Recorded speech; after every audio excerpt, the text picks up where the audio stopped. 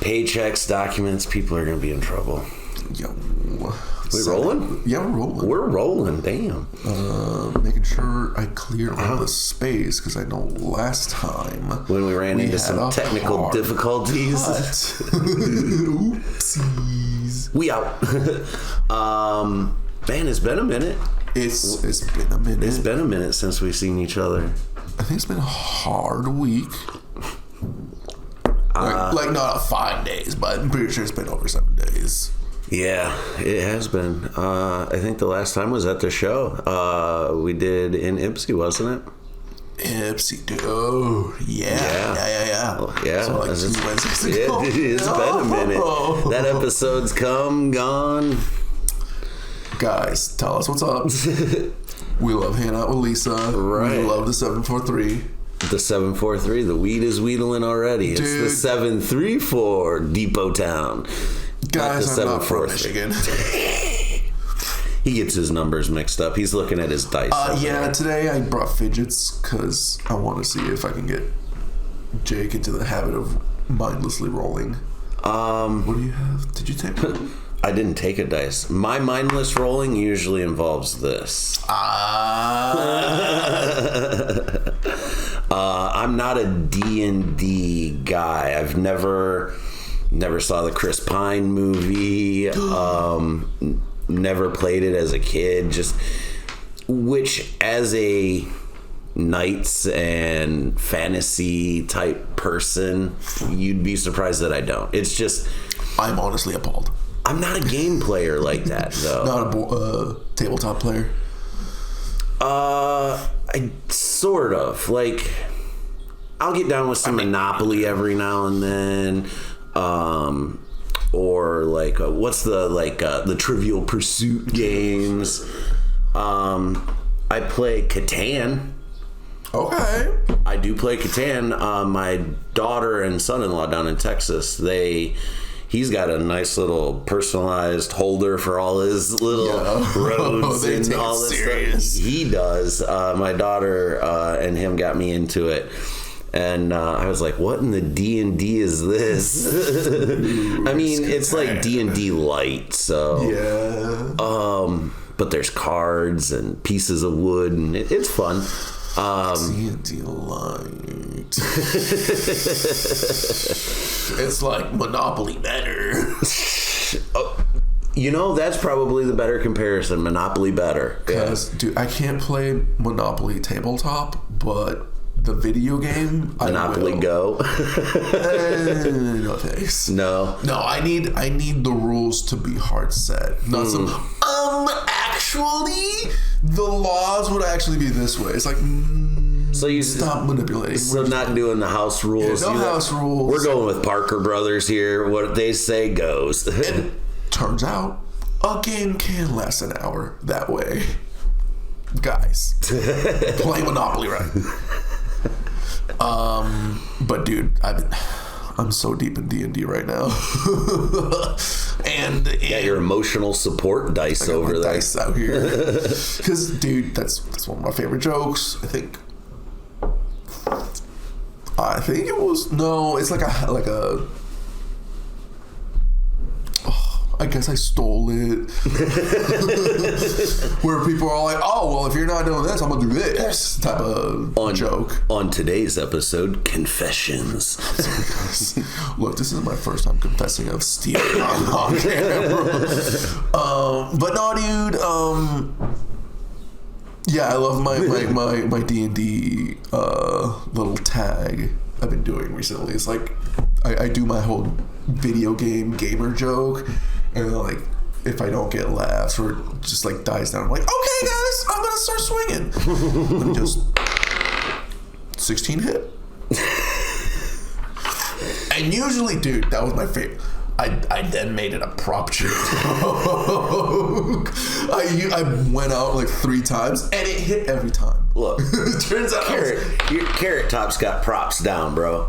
But I busted out the cowboy hat last night, so... That's the thing. Sometimes a little... Like, I'm not making my whole set props. Like, I think I maybe do, like, 2-3 prop jokes. And it's definitely my little D&D joke. Does a 19 hit?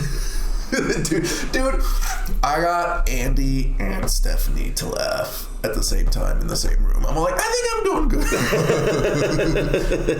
And then I made like Floyd laugh at his mic too. I was like, I'm doing good. Hold on. You're getting them chuckles. Hey, when you're playing to the room of comedians, sometimes it's those comedian laughs that are the ones that matter, because you're like, I know I'm doing something right. I got him to laugh, or I got her to laugh, I got them to laugh. You know, yeah. This dude, like, comedy talk. I guess we just started in comedy talk. Might as well. That's what we're doing.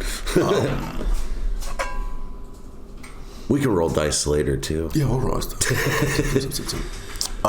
So did you do Roadhouse? Is that where did you do the Roadhouse with Andy and Steph? No. Oh. I think that. Have you not done a show since? I have not been doing a show outside of this show. Oh, okay. It's been hunkering down at home. Yeah, you've got a lot going on. The double dadding. You got some things going on the first part of June. So, yeah, hunkering down at the homestead, huh? Oh my god. I'm not gonna say too much of what's going on, but I got like 9 plants of weed growing. I'm pretty excited about that. So yeah, I'm not doing too much comedy. Begrudgingly. Farmer Jake. I have a tomato plant out back, but we also have the chickens, so I mean, producing eggs. Yeah. Because yeah, dude, this is my 3rd year with my garden, and dude, it's only now starting to take off, and like this is my 3rd year trying to grow weed, and this is my 2nd year with actual success. Nice. Like last year was success, guys. You know, when you grow something and it's just this big. I've got kids. You're like, damn it, you could be bigger, but this is just how you came out. It's okay. I grew. I didn't go crazy. I did 2 plants in the back here by the shed, and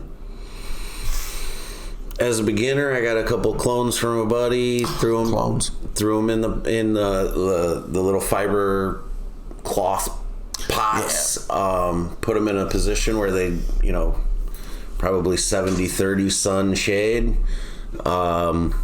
Just plucked away at them. I got maybe 1.5 ounces ish out of 2 plants. That's pretty good though. I mean, it smoked. It worked. It did the thing. Because I got a gram. Maybe. So I'm excited for this year. I want to get shit growing. Like how I fucking tangented it earlier.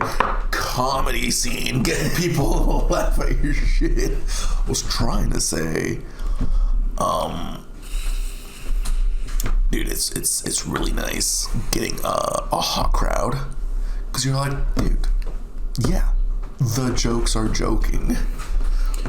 That temperature of the crowd is super important, and it's hard to if you're especially okay, so like the bar scene comedies, I mean, first of all, you're fighting an uphill battle already, because typically there's TVs on, there's other shiny things happening. So one, you're trying to draw their attention, and then if they're not into the laughing, that boulder feels heavier pushing it uphill. Oh my god. Like I opened last night at Jake's Saloon, and you could tell right away that the room was into laughing. Okay. They were there. Okay. Yeah, it was the room was hot. And just the energy. It was unchanged last night. You saw some of the video. I saw Jake giving me anxiety getting on top of a table. 11. I don't know how to take that. I don't know how to take that either. Let's see. +1. I don't even know what any of that means. I'm not good at math. I was trying to add a bonus, and now it's a 12. So does each dice you roll for a different thing. So like this one you roll to do this, that one you roll to add bonus points, that one so many spaces on the, like, what are, like, they each have a function. This is to like check everything. So like if you're gonna open the door, you're like, can I open the door? 17. You probably open the door. But no, that you just fail. You can't open the door. You try to reach for the door, and apparently there's no knob. There's no handle. Okay, so it's just it's like a choose your own adventure type game, basically. Yeah. But you don't choose your adventure; the dice does. Yeah. Okay. You have some stats, and you kind of go off the stats, like. So this is too smart for me. That's kind of like my theory with baseball. I don't know, like, yes, but also no. I'm not. Like, we'll talk about D&D. We'll talk about D&D later. We were talking. Oh yeah, let's get back to comedy. I was intrigued by the dice. You're fidgeting. My fidgets. I'm so sorry, guys. There's stuff going on. We were talking about the comedy scene, but yeah, dude, bar scene. I love the bar scene. Yeah, dude, like an empty bar full of comics, maybe 2 or 3 like actual crowd members. You get chuckles. You're like, oh my god, I killed.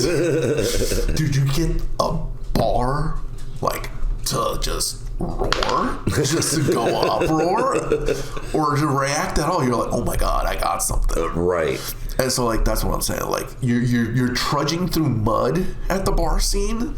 And then you're like, okay, now I'm at the House of Comedy. And I know that all of these... I'll be there next week. Ooh, shouts out, guys. Shouts out. Tuesday. Tune Up Tuesdays at the House of Comedy. Shouts out to all the Tuesday mics.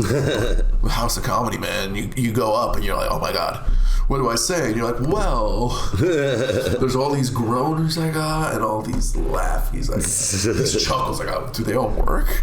Dude, to find out that your chuckles get laughs at a freaking comedy room. So that's my plan going into Tuesday. I mean, I don't know how much time I'll get. I'll prepare for what time I assume I'm gonna end up having, but I'm basically gonna take everything that I've been doing the last 6-7 mics that have basically just been this. Okay. Now we're going to start taking the gems out of each of those. Yes! And start putting those together to see if we can build that next 5. Because I've got a 10. Now if I can build that next 5, work on the 5 after that, come this fall, boom, I've got 2 solid 10s, put them together, I can do a 20 feature, you know. Dude, see, I mean, I haven't done it too much, and that's why I kind of wanted to show up to Darren's before he's like, guys, we're doing 10 minutes. Because, dude, there was this one time I was carpooling with Kate Dory, shouts out. We went to Darren's, and he'd already finished the mic, but we showed up, and we're like, oh. He's like, no, we'll start it up. We'll fire it back up. I was like, oh, no, okay. And so I go up to start. It's Grizzlies. So I know that pirate ship. So I did like 10, maybe 12. I was like, all right, guys, I'm going to go. And Kate did 50. But, dude, like, sometimes you just go up and you're like, I could do 30. Man, I could maybe do 20.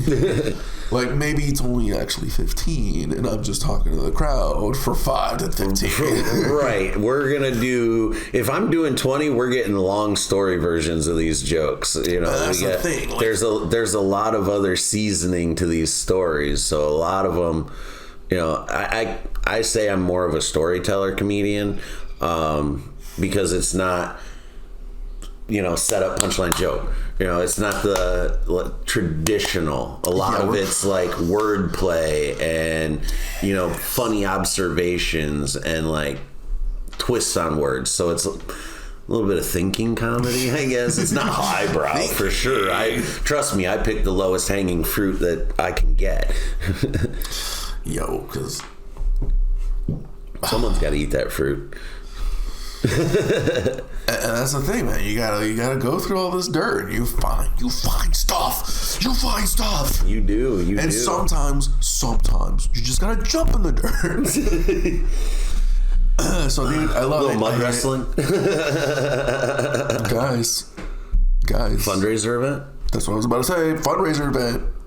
To Granddaddy and Mr. Daddy mud fight. Come on out. We'll charge $2. We'll be in Speedos.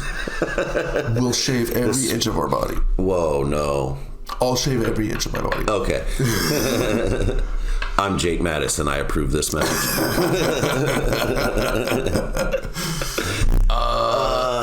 But yeah, dude, I miss it. So I really love that we're doing some of these in the wilds, because that's really the only time I can come to a mic without guilt right now. Without guilt. With a purpose, you know. Because it's work. It's work, right? Yeah. Like, yes, because oh my god, that's the whole searching through the dirt, man. It's work, and like, it doesn't look like work. It's the problem. You going up there and you bomb your dick off. You bomb your vas deferens off. Yeah, it's not fun. There's you gotta like that humble pie. That's right. You know, I equate it to, when you eat shit. Yeah, it tastes terrible the first few times, but the more you eat shit, you get used to it. You're like, ooh, someone didn't have enough fiber. Someone had fruit last night? Didn't know corn was back in season. A little early yet. Knee high by the 4th of July, they say in the Midwest, huh? Dude, do you wanna? Rove, shouts out to Rove. The only thing I know about you is that the last cart my friend bought off of you kind of exploded. Oh, so I really hope the blunt's good. Oh, this is the presidential blunt. Moon Rock Blunt Wowie. Flour, distillate, and keef. So if some Seattle shit, dude. So if the weed wasn't wheedling enough already, let's see how deep into the weeds we're gonna get. And it's even still too small for me to read with these fucking glasses on. It doesn't matter. It's gonna get us high as fuck. But Green Acres, Riverview, Michigan, go check them out, guys. Presidentials, they'll put you in the right place. Let's spark this bitch up. But yeah, I guess to wrap up comedy talk, yeah, dude, fucking like we said before, man, we probably don't have to go on stage as much, but gotta go out just as much to say hi to homies, man, because dude. and after mic or an after show blunt circle. Oh, 100%. Dude. I sat and studied with Dave last night after Jake's Saloon. We had a couple drinks and talked shop, and I mean, Dave's doing a thing that I want to do, and, to try to like see someone doing it and start picking their brain. Those post-show hangs are the greatest. Yeah, dude. like you said, man, fucking table talk with the comics, always great. I don't mind getting there early either. It's like, oh, who's the first person to the open mic? What's it matter? I'm there to hang out with everybody else too before I gotta go do my shit, because sometimes that's what you get in the zone, and you'll just be bullshitting with somebody and find something, dude. At 100%, man. Like some of the honestly, and I think this might, I'm not trying to toot my own horn, but some of the funniest shit I've said is honestly off mic, talking to comics around. Dude, I'm seeing that like you're the fucking Dragon of the West over here. Got some of that rosin. Shots. Ooh. Dude. Shouts out Green Acres for the very good blunt of the show. Dude, that thing was insane. Welcome to the smoke show, motherfuckers. Welcome to the club. Hey. We I know we're not supposed to like Brendan at the disco, but you know what? But yeah, comedy, man.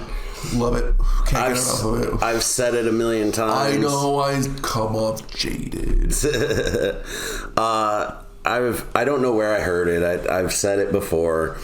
I could quit doing stand-up, but I can't quit comedians. Hanging out with these people is some of the best times to just be around. It's that high school friend circle that actually grew up, you know? Grew up but never grew up. Yeah. We all get that, 2-3 hours together, at a show or whatever, and yeah, we're all still 17 in our heads, but lives, it's that disconnect from reality where you can just say silly stuff and you're in a group of people that know that everything that comes out of your mouth is for funsies. With comics, man, you're generally in a safe space. You can kind of say, anything. There's caveats, and you'll find that. Yes. But it's not like you're you're not gonna get beat up. I'm pretty sure, because baby, and I brought it up to some of the mics too, man. You say something that works in one room that doesn't work in another room. I have a whole list of jokes that's off topics for certain rooms that are just no-goes. You just don't use them. I was like, okay, I understand room etiquette for certain spaces, but I'm also not going to use that to limit my content. Is that still taboo as comedy? I'm on the stage doing the comedy thing. Right. Are you still gonna be mad? You get it? And that's what kind of pissed me off at this one. They were taking it too seriously. I was like, guys, I'll kick your ass in Dragon Ball Z. I'm not serious. And so it was great to then talk to the comics afterwards. So they're like, what the fuck? What the fuck are you doing? I'm like, you shit, dude. And some of the others just like, dude, bah, bah. I was like, I really hope you're not giving me like a sarcastic way to go. I really hope you're being serious here. Is this genuine? You brought up Dragon Ball Z, and just to shift away from comedy, maybe we shouldn't. That's only a 3. Yeah, we shouldn't talk about it. Should we keep talking? Talking of Dragon Ball Z. Well, no, I was trying to round out comedy talk. Final thoughts on that? We kind of finished it. Love talking after circles. Oh yeah, for sure. That's what I was gonna say. Not that many names, but love hanging out after the fucking shows, because maybe you weren't paid, but then you might be paid in drugs. They call that offset pay. And that's pretty cool too. Because then I don't have to spend money on drugs. Thank you. Hey, support your local comedian. We love drugs. Please. Come hang out. Come hang out for the pre-show, because, funny as shit sometimes. Before the mic, 2 other comics just bullshit. I'm like, damn it, how do I bring that up on stage? I kind of pulled that last night when I was at Jake's. God damn this weed. Yeah, dude, it's that distillate. It's good. I went in, this hat, just sitting at a table, had a beer. I was just sitting there, just kind of chilling, watching the TVs, whatever. Chit-chatting with a couple of people, being funny. Place fills up. I went outside, put a different shirt over my shirt, put the cowboy hat on, came in. They had no idea I was going to be one of the guys going up there last night. So it's like I had them rolling. I knew, I could get them rolling before I was even on stage. So that's another reason why I kind of like to get there a little early, kind of suss out the room a little bit. Fair. No secrets. While that is a great tactic, and I can't say it hasn't worked for me, because yeah, dude, it works. Oh, you do the things that work, and it works. Right. There is that ego and that like vindication that you're doing good when you just show up, drop some shit, and it works. Yeah. And so that's why it's like, yeah, I want to come in to listen, like maybe one or two comics, see how it's going. Like, oh, they're saying this, and that's working, they're saying this. Or I kind of end up seeing more of like the age demo. Like what topics are kind of hitting. I'm like, oh, am I not going to be able to say video game shit? Should I do my Stephen King shit? And then just hang outside until my spot, because dude, the amount of parallel think in an open mic, the amount of, oh, you did that joke, I did that joke hella long ago. Right. You think that's funny? I'm gonna do it funnier. Like, does that mean that the existence of the muse is real then, and like it's just like she, they, him, whatever, just like is like this? It's not personalized. It's like this omni blanket thing. Look, Jake. I mean, this is deep. This is deep weed conversation. No. Because yes, 100%, yes. When I say I want to believe, Jake, I want to believe. But also, tone it down. Because yeah, dude, I kind of felt that too. Shouts back or throwback, callback to how I talked about some theater. I think we talked about some theater a while ago. But doing theater, man, like with a bunch of people, like putting minimal effort into it. I have a callback to theater on Sunday after my radio show. Yeah, in Detroit. That'll be fun, dude. I'm excited. I hope I get it.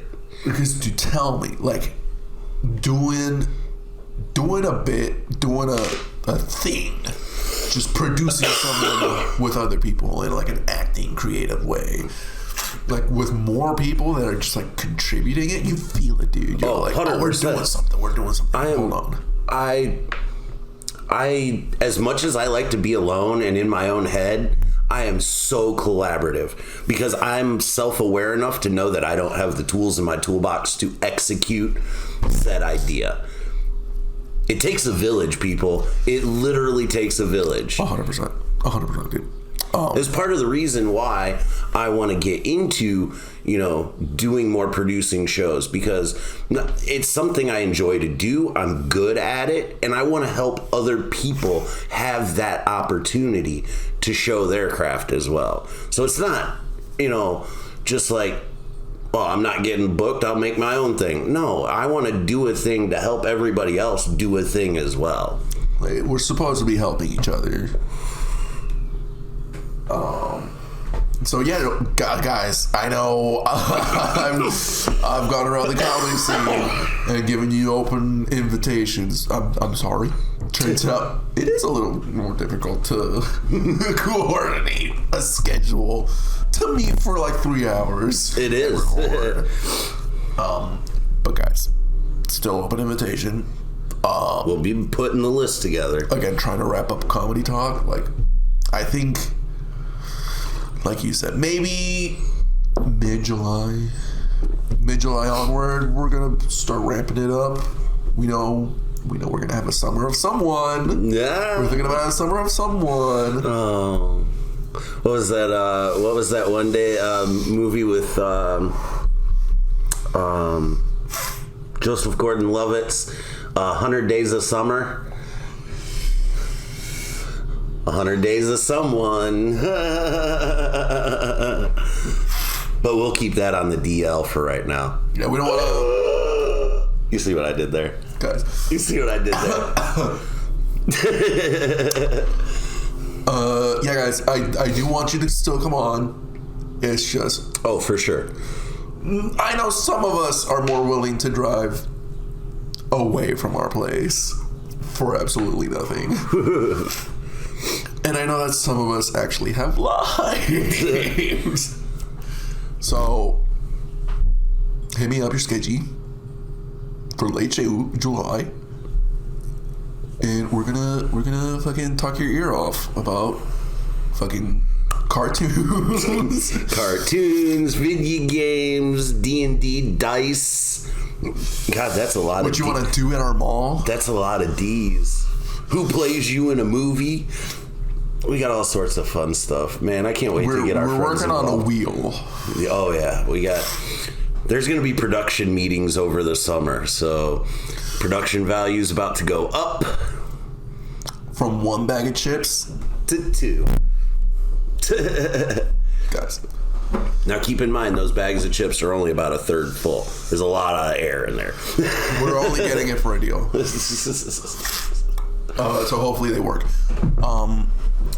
So that wrap up comedy talk? I'm pretty sure loosely. But you don't have no shows coming up, do you? I don't. Yeah. That's the thing. You'll be performing at home. Yeah. Yeah, I'll be performing every hat trick in the game. Who books that gig? What's it pay? Pretty nice, actually. It is a lot of work. It's contracted out privately, and they're very selective. It's like working on an oil rig. It's kind of like 24/7 work. Yeah. But I mean, you get to do just about anything you want, like when you're not on the clock, which I mean, not a lot of time. But when you do, I play a lot of D&D. little segue. No, dude, D. Let's talk about some D&D. D&D is honestly like easy mode tabletop game because you're supposed to have a DM.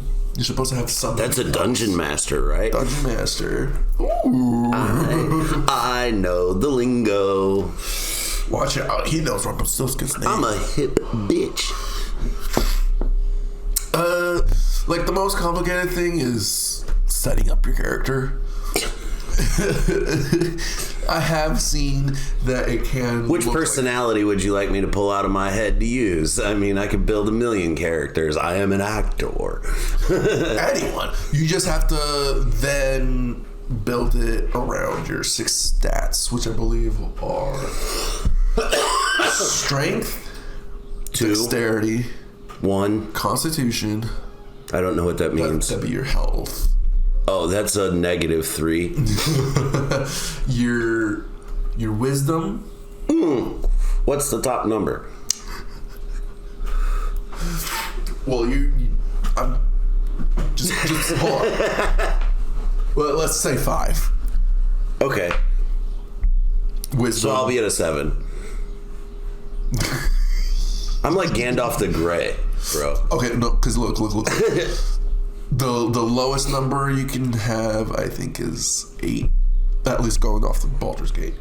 Because that's what I've mostly been playing. Because it's virtual Dungeons and Dragons. I got it.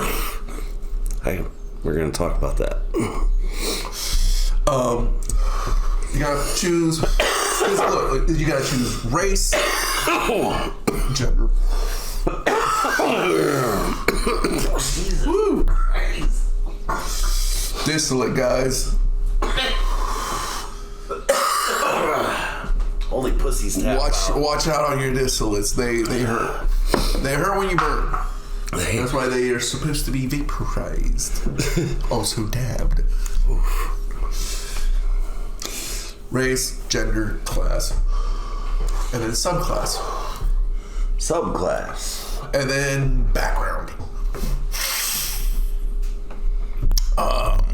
So like my first go-to, I was like, I'm gonna be Nick Cage in Dungeons and Dragons. They're like, okay, what's your class?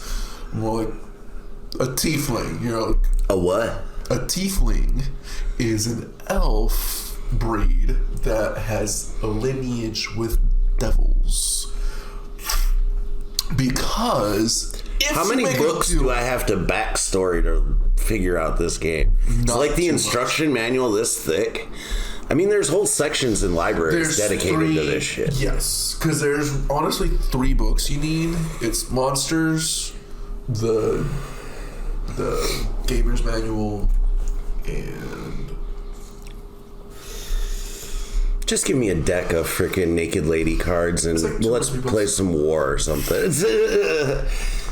I guess the third one would be a book that has like story, a story for you to follow, like just. So can you buy like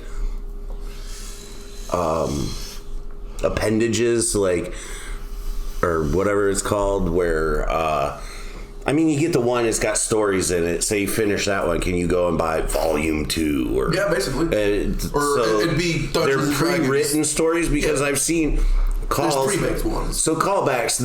My knowledge of the game doesn't come anything from playing it. It's all entertainment based.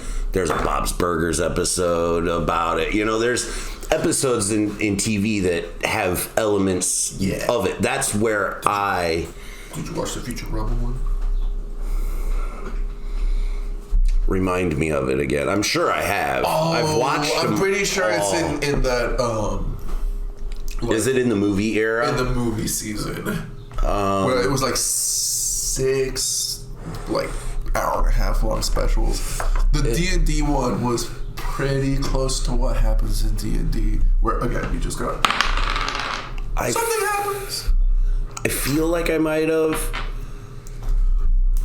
possibly, but I don't remember.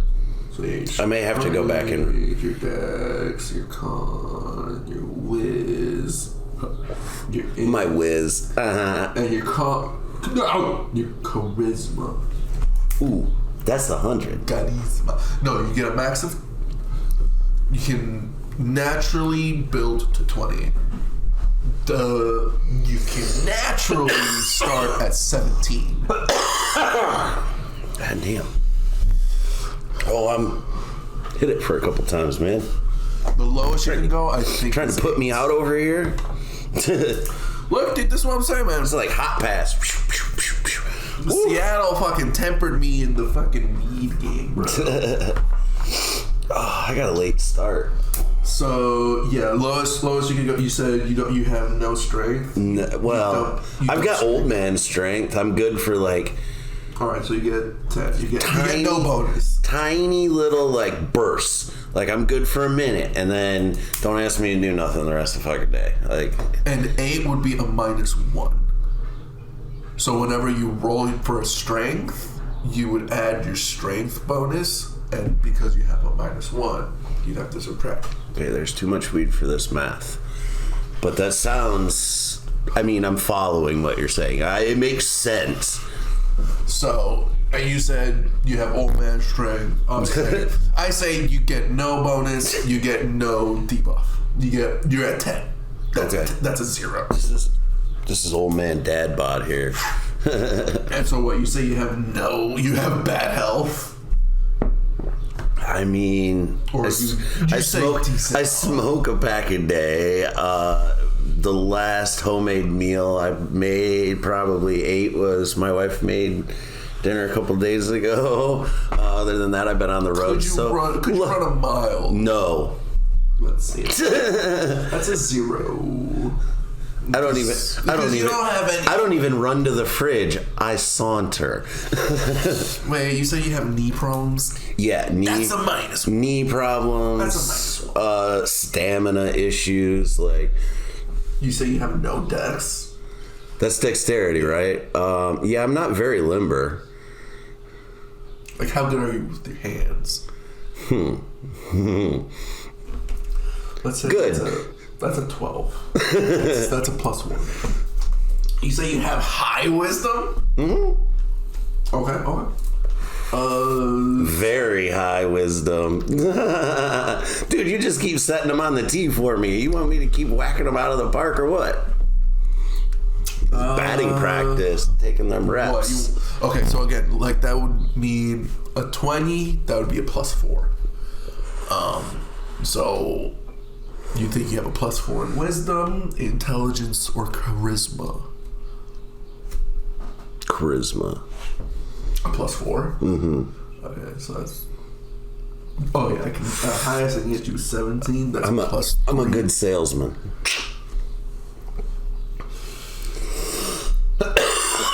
Oh no, 20 would be a plus 5. I'm fucking stupid, guys. 12 is 1, 14 is 2, 16 is 3, 18 would be a 4, and highest you can actually start 17. But you can start with a feat that will give you a. You can actually bring it up to plus 4 to have it at a 19. Let's say you take that. I'll trust your math over there, Rain Man. let's 19. Yeah, 52. 52. Intelligence or wisdom is higher? I would say wisdom. I'm not as book smart as I am worldly smart. Let's give you a 12. Like, I could navigate my way through the world. If you put me in a classroom and expect me to solve some equations and shit, we're screwed. All right, you guys. This is just me being stoned. 10 strength, 10 strength, 12 dex, 8 con, 15 wisdom, 12 intelligence, 17 charisma. Do you want to take 1 point to make it 18? That make it plus 4, or 2 make it plus 9 to 19. 19. 19. That makes me a god. That means you can basically do goddamn anything by just talking. See? Put a microphone in front of my face. That's all I need. So we got a 0, a 1, a -1. I'm like the Beyonder. Got him. Got Mr. Emperor Purple. Doom ain't gonna get shit on me. Mr. Purple or Dr. Purple? Dr. Purple. Huh? What? Spider-Man. The Purple Man? The Purple Man. You're still on the Spider-Man shit. Guys! Spider-Man is not like as top tier superhero for me as others. Shut up, man. I mean, this is... No, okay, guys, I'm sorry. I know the era that you grew up in. Yeah, it's just because Spider-Man animated came out in 94. I was born in 95, and then Tobey Maguire's Spider-Man came out in 2001. Yes, something like that. Yeah, and I mean, and I like those movies.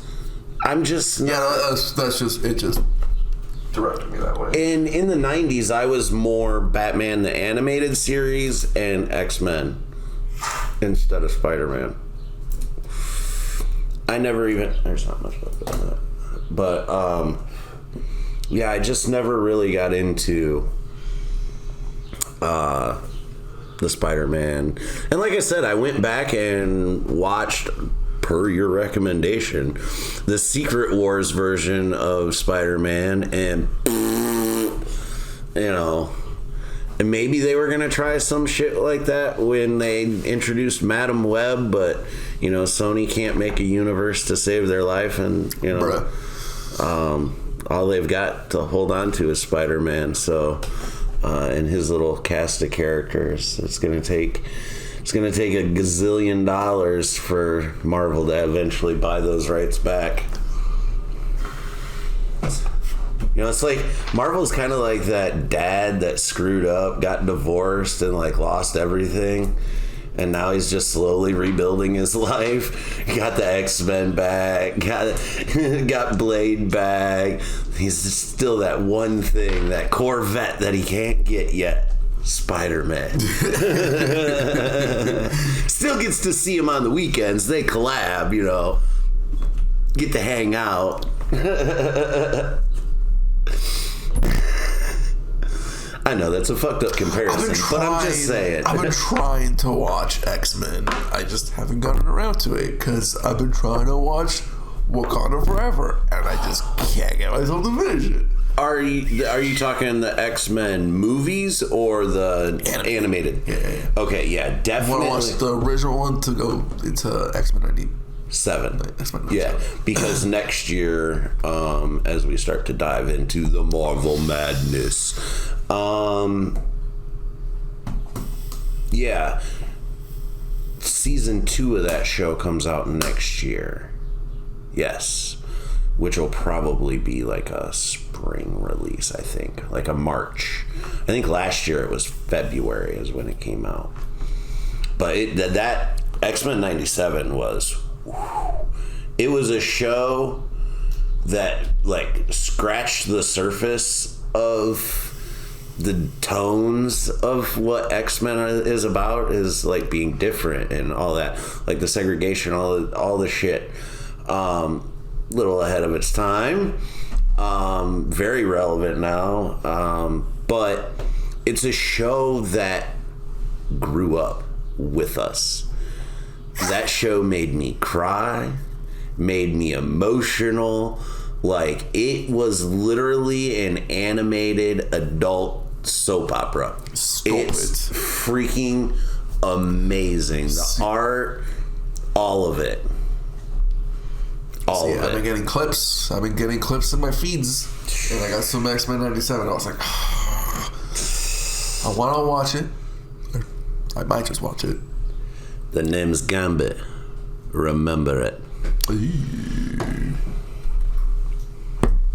Remember it. One of the best episodes of. Look, dude. Look. I'm getting goosebumps talking about this shit. If people don't believe my passion for this shit is real. Guys. But I haven't been doing too much more. Well, I've been trying to keep around with Marvel Rivals, cause dude, season 2 kicked off, right? Or is about to? No, we're in season 2. Oh, we're in season 2 now. Season 2.5. Oh, the second half of the season, we're gonna get Ultron, dude. We're getting an Ultron. He's gonna be a support. That's weird, but maybe he turns heel. Because that's what the whole game was kind of going like. Season 3 turns heel. Helps you for half a season, and he's like, I read the internet. Nah, fuck you guys. I don't think they will, but it would have been awesome if it was James Spader Ultron. Hey, you got the name right. Guys. You got the name right. That's a callback to like 8 episodes ago. Guys, I've been getting a lot of his edits on my feed too. But okay, I know his name now. I've been getting a lot of his stuff too, because I've been doing a lot of like auditions for characters and stuff, and trying to just find some character styles that interest me of people that I'd like to portray, and like his Blacklist character. Excuse me, or even as Ultron. Like, I wouldn't mind being the hero, but I don't have a problem being the bad guy either, you know? I can play both roles. Dude, I can't get over watching him on Crash. 1990, shut up. Dude. And so because of that, and then finding out he's in Ultron. What? He did come back and voice Ultron for the What If series. Oh, dude. Because Ultron's the villain of season 1 of that show, I do believe. Yeah. And then he comes back. Yeah. I don't know if he's voiced him in the second season. I don't know if he voiced him in the second season or not, but yeah, because like RDJ didn't come back and voice Tony Stark, and Tony Stark's in like 2 or 3 episodes throughout the run of the show. Probably one of my favorite episodes was in season 2, the Happy Hogan and Darcy episode, where Happy Hogan ends up getting like the Bruce Banner blood, and he becomes like the Purple Hulk. I don't know this. What the fuck? and Hammer, Justin Hammer is so happy. Okay, spoilers throughout. I mean, you're late to the party, so surprise. We wasted the good surprise already. Happy Hogan and Darcy are setting up a Christmas party at Avengers Tower, and the Avengers are off. You know, they get called to a mission or whatever, blah blah blah, or something. I can't remember the exact setup. Anyways, Justin Hammer comes in with his drones or whatever, trying to take over Avengers Tower, and Happy Hogan runs and hides and gets cut and ends up with Bruce Banner blood in him, and he turns into the Purple Hulk. And I forget what the comic character is, but it's an actual comic storyline. And he goes nuts and saves the day. And if I'm not mistaken, that may be where Darcy and Howard meet, because Darcy and Howard hook up and have a baby in season 3 called Birdie, which is an original character for the What If series. Now, Birdie is voiced by Natasha Lyonne, the red hair, poker face, the American Pie girl.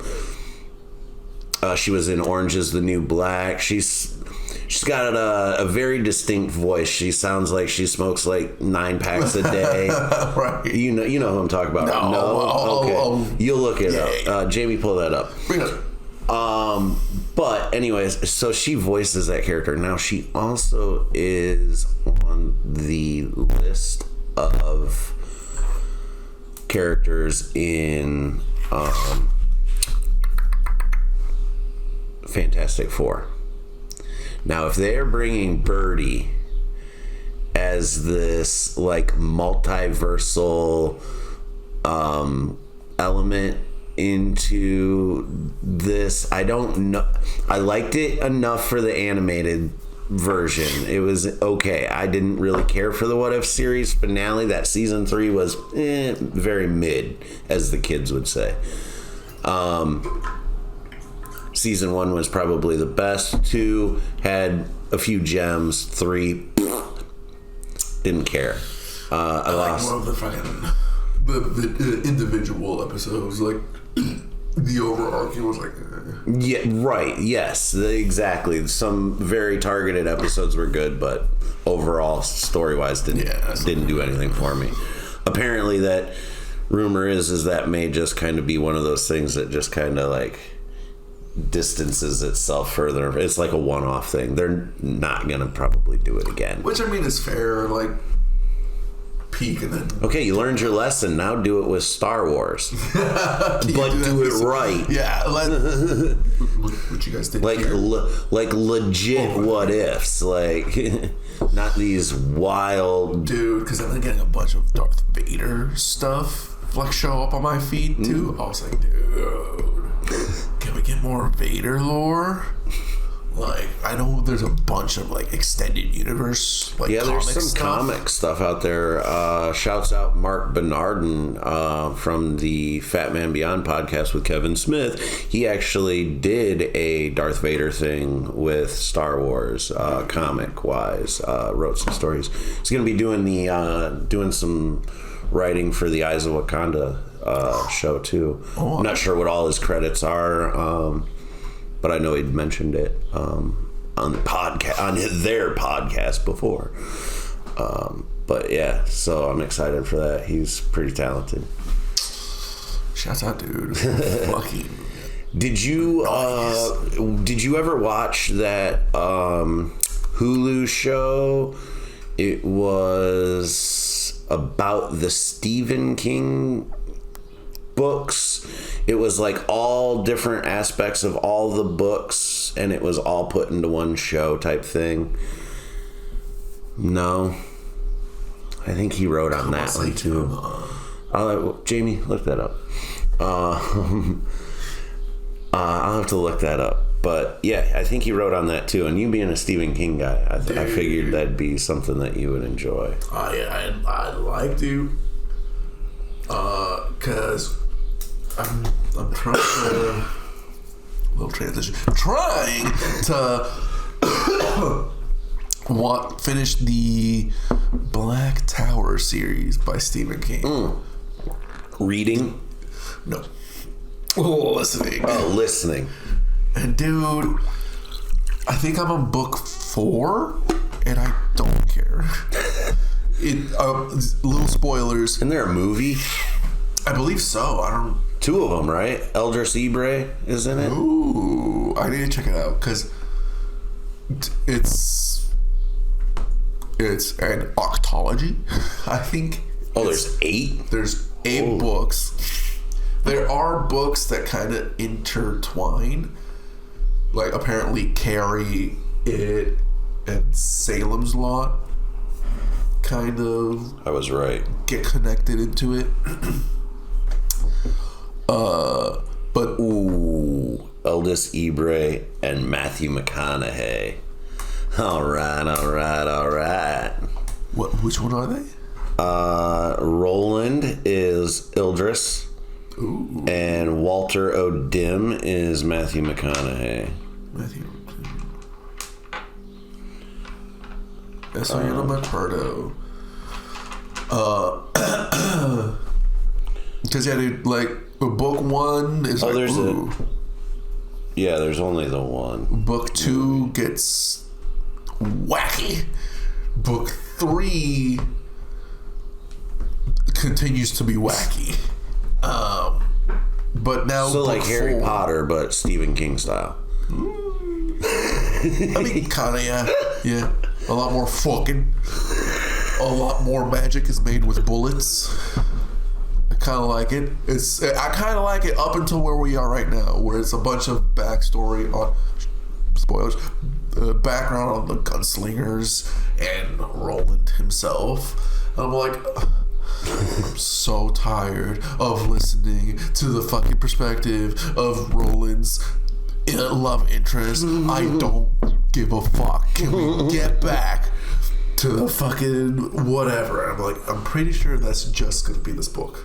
That's all this book is gonna be. I could probably skip it, but get the Cliff Notes. I don't want to. Why don't you? I'm a masochist. I'm gonna put myself through it. I know. I'm the same way because you can just listen. 2025, man. Just hey, ChatGTP. Give me the 80. Give me the 80/20 on this book. There you go. Give me the Cliff Notes. Right. Tell me the skinny. Set me up for the next book so I'm not blind going in. Dude, you'd be done. Your book's probably this thick. You'd be done. That's a thing. Time savers. How much is your time worth, bro? I don't get off the couch for $200. Well, here's the thing. Like, I should be switching over to books because listening instead of watching something, I can actually kind of do something productive as well. I do the same thing. I got the Audible thing. I got 2 credits. Yeah, I got 2 credits. I used all my credits. I got so many books, actually. I got 2 sitting around. I got a couple of books I need to start. But yeah. Because yeah, dude, I love it. And because of... Are you gonna watch the prequel series? Sorry, not to keep interrupting. Series? Yeah, it's called Deary. Dairy or whatever. I've seen stuff about it. I didn't know it was. It's coming out on Max or HBO Max or HBO. So like, what it's supposed to be? Whatever. It's supposed to be the. It's a prequel series. Yeah. No, the young half of the book, just before. Before it's an original. Ooh, and he's writing on it. I don't know if he's doing it. I think it's a Max original type series. Jumps out with the ASO. I was like, ew, so let me... It's called Welcome to Dairy. Welcome to Dairy. It comes out in 2025 on HBO. Is an upcoming supernatural horror television series based on Stephen King's 86. Blah, blah, blah. Yeah. No collab. No. It didn't go that deep. I was going to look at my phone for something completely different. What were we talking about? Stephen King books. The Gunslinger. Yeah. Let me see. I've just picked up. Let's see. Excuse us while we look off screen, but that's not why you're here, guys. You're listening. You're listening. Oh, I picked up So Far by Kelsey Grammer, and I also picked up Big Dumb Eyes by Nate Bargatze. So that'll be fun to listen to. I did just finish The Jerusalem Syndrome by Mark Maron like a couple days ago. Oh my! Joey Diaz's book Tremendous was hilarious. Mark Maron Attempting Normal, another great book. I think I've listened to that one twice. It's a really good listen. I listened to Stormy Daniels' book. You don't know who Stormy Daniels is? You do? Yeah, I listened to her book. It was pretty entertaining. Okay. It was pretty entertaining. I listened to Bert Kreischer's book. Several Anthony Bourdain books. Oh, big Simpson nerd because I listened to Springfield Confidential. Mike Reese, one of the executive producers on the show, wrote this book. It's basically like a tell-all, like basically breaks down the show, how they, it always starts out at a place, at a thing, doing how they structure it. Right. And like, it was interesting, to kind of get a show breakdown. Yeah. And what interests me more is that it was something that I liked, The Simpsons. Yeah. So, I mean, it kind of fucks with your brain now when you watch the show because now you're like, yay, I see it. I'm like Leo on the couch. I'm like, there it is. There it is. Shit'll mess with you, man. No, dude, that's why I'm so jaded, dude. And that's why I like comedy, because Matthew Perry's book, 100%. Listen to it. Shouts out. R.I.P. Yeah. But that's why I like comedy, because there is 100% more element of surprise in the comedy scene opposed to fucking movies and media. Yeah. After doing a whole bachelor's degree in media arts, look, it's like, I see the sausage, I see the grain. Listen, I didn't go to college. I didn't even finish high school, bro. I grew up in the 80s. The TV raised me. All right? I've got years and years and years of experience watching and learning. Experience. But this is all downloaded on a hard drive, and it drives the wife nuts because I'll be sitting there and going, oh, this is going to happen, that's going to happen. Stop. Or they'll be saying something and I'll go, oh, the better line was, just like for delivery. I just start rewriting the script as I'm watching the show. I'm like, what am I doing? Fuck, I was going to say something, but... Making the sausage. The sausage. Yeah, making the sausage. It's like once you go through it, you're like, you're breaking down everything. You got that street smart. I got that school smart. Because... back to the D&D. You got sorcery, while I have wizardry. I use the books. I know how to use my cantrips. Well, you just do it. You just do it, bitch. That you don't even know, like, what you're even doing, dude. You just said that, like, do it, bitch. You kind of gave flip. You kind of gave off Jesse Pinkman vibes from Breaking Bad. Ooh, hello. Oh, am I gonna make the perfect? Say my name. Jake Mattis. Dude. Because coming back to the library. No, dude, you're way more like comedy connected. I have a lot of Douglas Adams. I read all his. The Hitchhiker's Guide to a Galaxy. What is this? 1, 2, 3. Oh, so you listen to a lot of like story type stuff. Stories. Yeah. Straight up fiction, dude. I want to disconnect when I consume media, alright? And so like that's what I pin in this, but I hate media right now because it's so serious and gritty and everything's can happen. It's like That's real life. I don't want real life in my TV, dude. What? Right. This is the portal of escape, bro. Like, I want to go to Narnia. I did one Joe Rogan recommendation, the Selfish Gene. And it's basically this one dude, like, in a book explaining, like, all of biology, essentially. I was like, I learned all of this in 8th grade. Yeah. Yeah, that's all checks out, dude. Yeah. Like, recommended by Rogan. Okay. 8th grade reading level, yeah. This tracks. So, there was that. I mean, I shouldn't shit on Joe. I do like his podcast. He brings on very interesting people. Love the show. Yeah. Pull it up, Jamie. Let's check the numbers. It was my top. I love the cigars. It was my top trending podcast on Spotify last year. So I mean, like top 3. Like, I mean, that's for sure in the last decade. I've been listening for a decade, dude. I watched him do his like decade episode. I was like, only reason that it was on my top trending is because I listened to my 2 favorite podcasts on, 2 separate networks. Audible for Mark Maron's WTF, and then Audible for the Joe Rogan Experience, or Fear Factor, however you look at it. Shouts out Drew Karpyshyn. Because, dude, because now, little talk back to video games. I played the Mass Effect trilogy, and that's just a fucking sci-fi opera. Like Star Wars. Yeah. It's less wizards, more robots.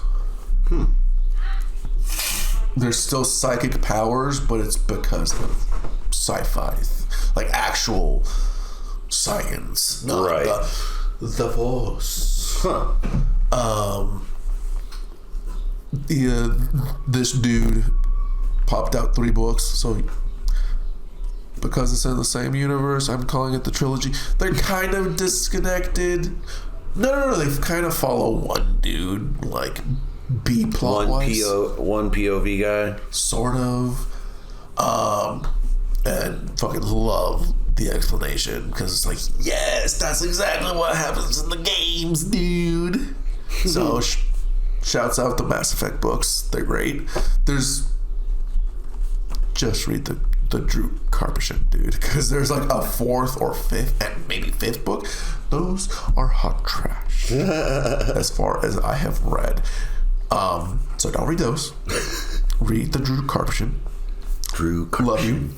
If I ever meet you, I want to buy all 3 of your books. I hope you carry them. Keep 3 personalized signed copies to Francisco B. I will pay double, please. But then, yeah. You better check with your manager before you start making before you making commitments. Guys, help us out, because I want to get 3 books that I'm pretty sure it's not ragging, but I'm pretty sure I can get $10 paperback and a signature $15, I hope, maybe $25. I tried to get us a press pass to Comic-Con. Drew Karpyshyn, do you tour? I got no response. I'm like, it's for journalism purposes. Like, we're gonna come hang out and talk about your stuff on the show. Yeah, well, there's that. But it was in a very more like professional tone. Because I know, shouts out to our homie Lisa Green. They were out for the first MomoCon. And then it's gonna be a November MomoCon. They did with Aaron Cosbiel. Sneak peek, he's gonna be on the Moose Show in August. They haven't announced the lineup yet, but that's a little tease. So if you're listening and you hear that, little nuggets buried in the show. Help us out. We'll maybe hit MomoCon. we'll we'll cosplay as something. I don't know. Do you guys want me to do Jason Momoa? No. I've got a great idea on who I want to be. I'm going to be Professor X. In a wheelchair. You're going to push me around. Oh, guys, because, okay. Now, which X-Men are you going to play? I don't know. Because there would have been solid options. Ooh. I don't know if I should do the reveal.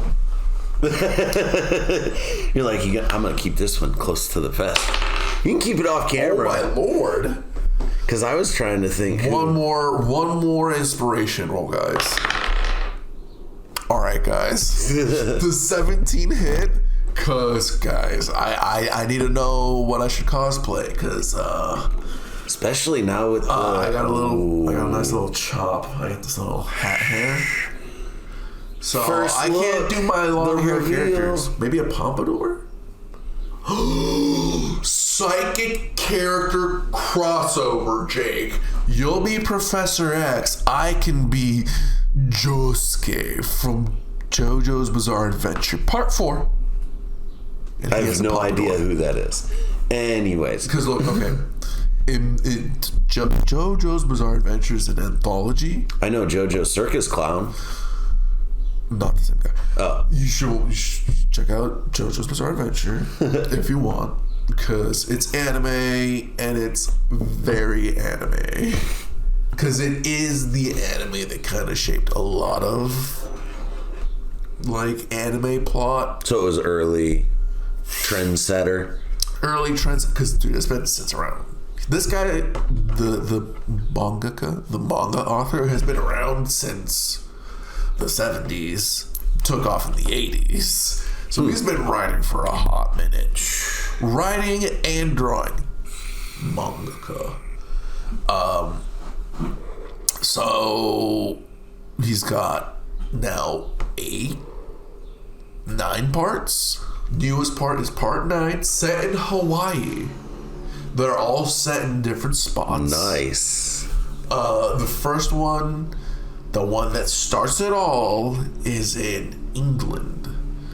And starts out with a death and a promise. And holy shit, was that a little twist in the cogs, dude. Because holy shit. That's like season 1 of The White Lotus. It just opens up with just that wood box being loaded onto a plane, and you're like, what the hell did I just walk into?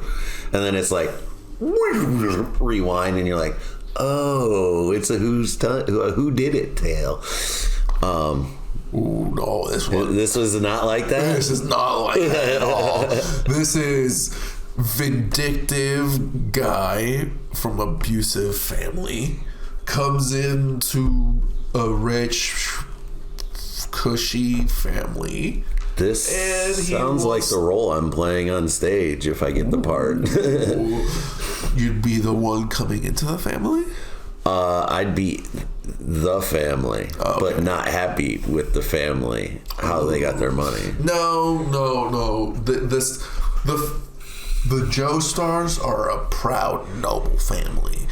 And so, little spoilers. Part 1 explains the whole connection with Dio and the Joestars, alright? Because Dio is everything, alright? He comes in because his dad's abusive alcoholic, and his dad was looting the Joestar head, George, in a carriage crash. But George was alive, and his wife died. But because he woke up while he was getting looted, he's like, you saved us. He's like, yeah. He's like, I owe you big. Just here's a letter of recommendation. Bring this, and I will always honor it. So when he dies, he gives it to Dio. Fucking Dio just grew up abused, comes into this rich, cushy life.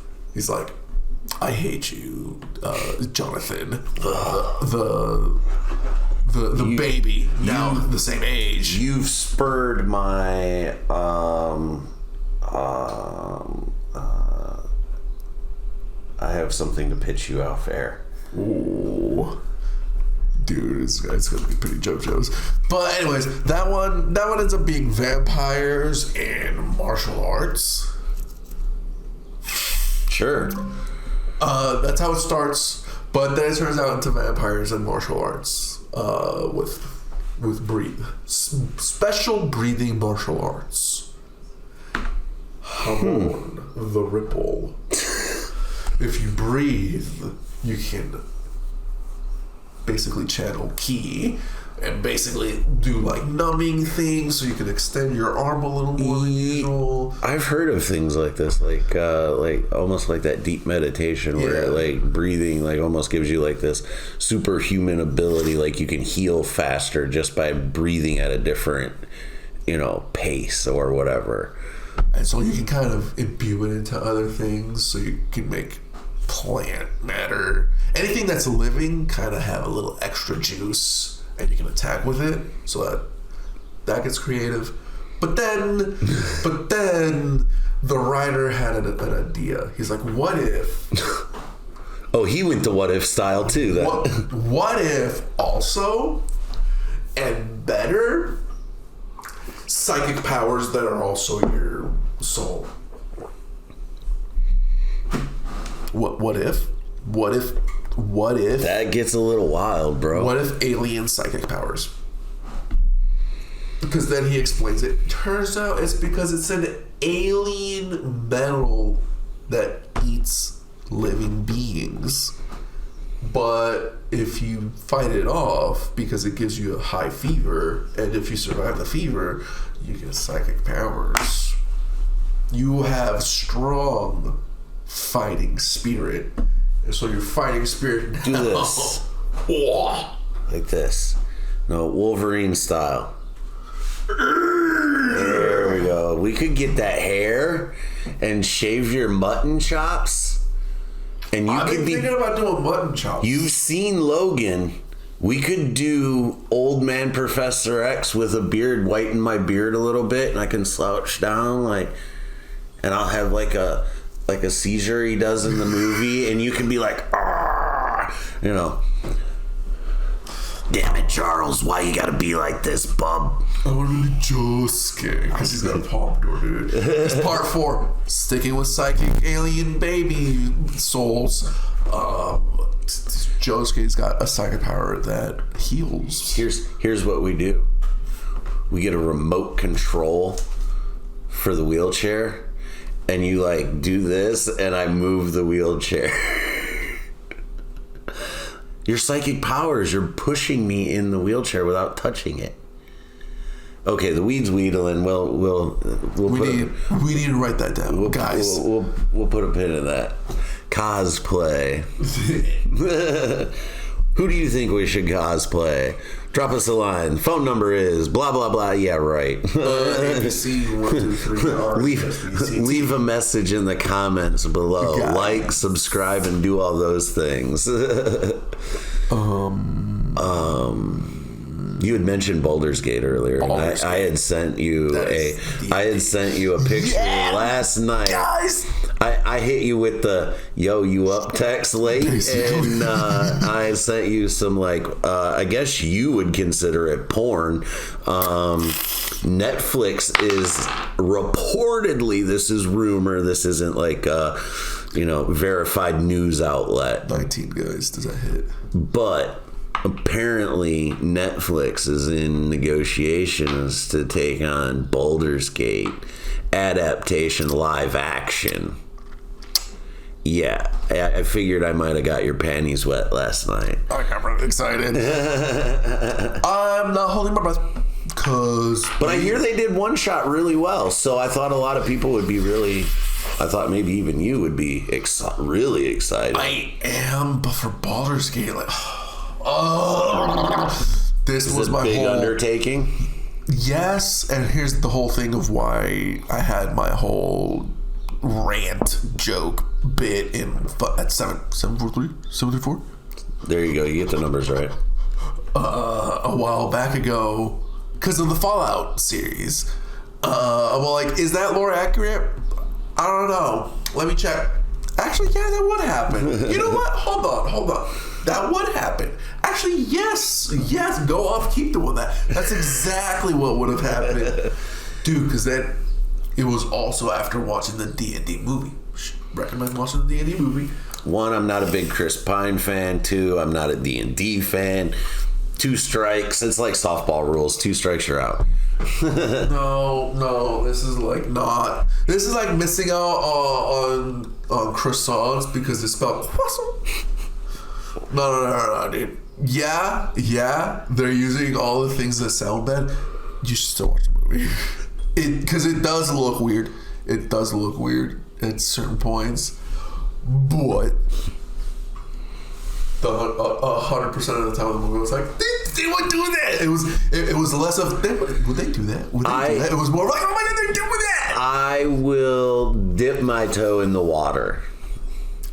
I'm not putting the Speedo on and jumping full in, but I'll dip my toe in the water. Take the temperature, see how the water feels. I'll give it that. I'll give it Act 1. If it hooks me in Act 1, we'll see. And it's a what? It's a 90-minute movie. Yeah, it's not that long. Which was what I like the most. Just under 2 hours, probably. Maybe 70 minutes, or like 100 minutes, maybe. So yeah, I mean, we'll see. Recommend. Because 100% lore accurate, and I love that in my fucking adaptations. Because back to fucking Stephen King, dude. I have so much. Okay. I have back to my library. I have so much Stephen King.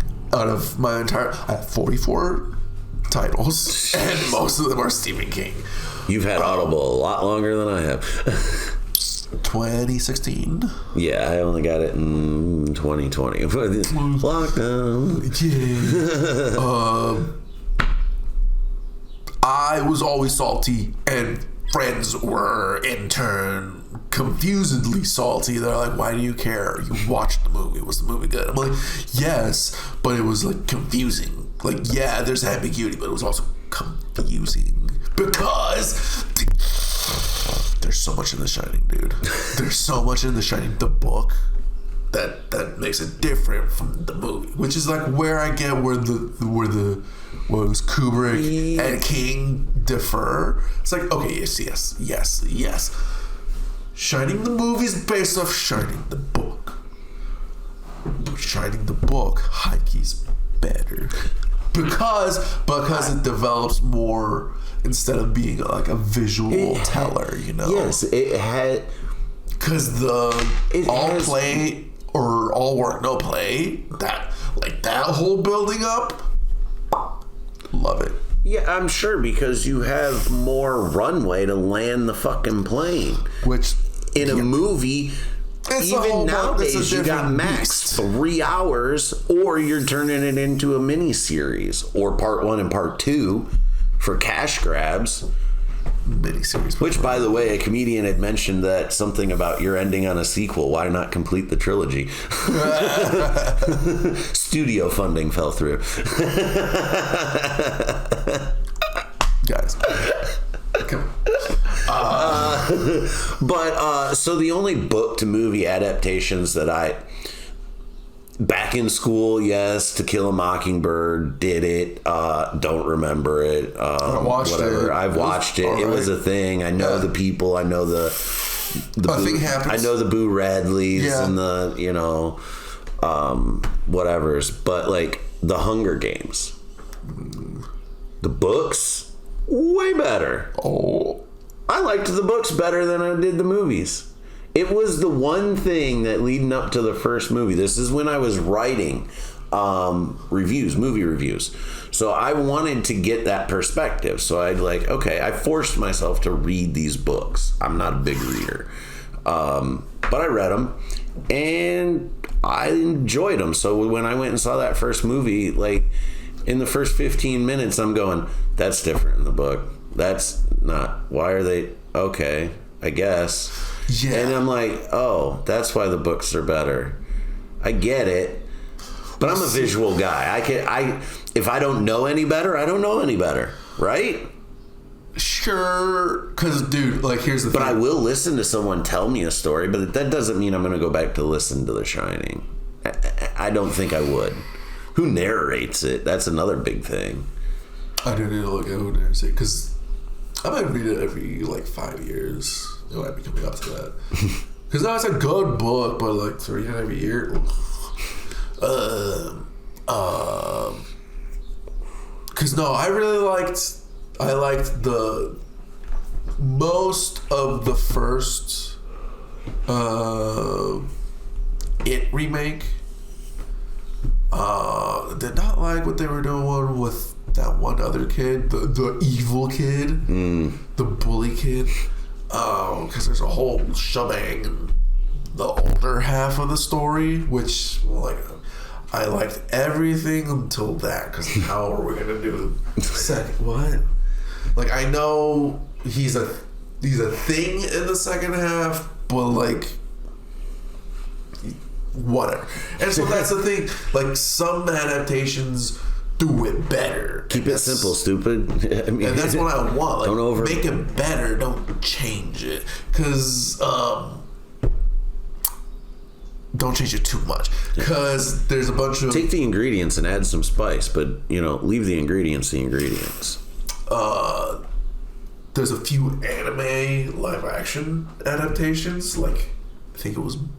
Ooh, I recommend you watching Yu Yu Hakusho. That's a miniseries, like 5 episodes. Pretty good. Bleach is a movie. Live action. I think I've heard that. It's pretty good. It's pretty cute. It's pretty good. Pretty good, dude. Pretty nice. It's alright. I've read it. It's okay. Channeling Jeremy Hansen over here. We should get Jeremy Hansen. I think you need to say Jeremy Hansen 3 times as well, and he might show up. Why? Oh no, I shouldn't have done it like that. Where were we on books?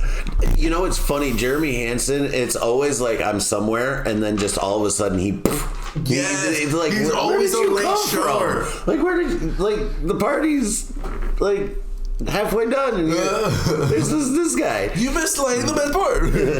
He's like, no man, I made the best part. Books. Where are we at? We start wrapping up. Yeah. I had a long drive. You do. I gotta go over to the GR, the West Coast. Gotta head to the West Coast, say the silly things. West Coast of the East Coast, Great Michigan. I gotta head to the West Coast of the Midwest. On the east side, West Coast of the Michigan. So, aside from the exploding cart, how was the blunt, the presidential blunt? Guys, the blunt was great, but you almost killed Jake. Is that user error? My filter's a little clogged. Fair. I didn't even have to hit my pen. That's for damn sure. Holy hell! Go to Green Acres. Check out their selection. They got a ton of shit. The bud tending staff is fire, top notch. Get a Moonrock blunt, guys. Get a Moonrock blunt. Tell them you saw it on the Very Good podcast. It was the Very Good blunt of the show. It definitely left us going, wowie. To goddamn we tangent a bit. Anything else you want to plug? Let's see. When's this going to come out? Someday, probably a Monday or something. Let me look at the calendar. Oh, we have a schedule. Should we put calendar music? I don't know what calendar music is. I think this won't come out until the 9th. What do we have in the bank for Monday? PHC.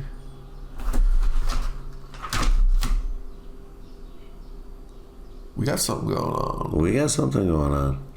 The weed is wheedling.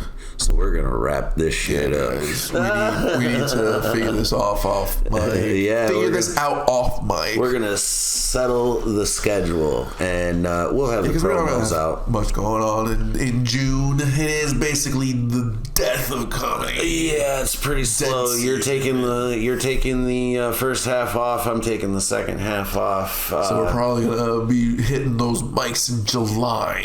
Yes. But yeah. Remember, do a thing, say a thing, make a thing. Might just change your life. Boys. Girls. See you next time. And everything in between. Shit, what do we? Like, I know we have something for next week. We did Lisa. What did we record? We didn't record anything after that. At the we kept PHC. What did you write down? PHC. PHC. Huh. Pothead Cafe. We have one. That was the hard out. That was the hard out. We got. Oh, and I pre-wrote Jake's Saloon.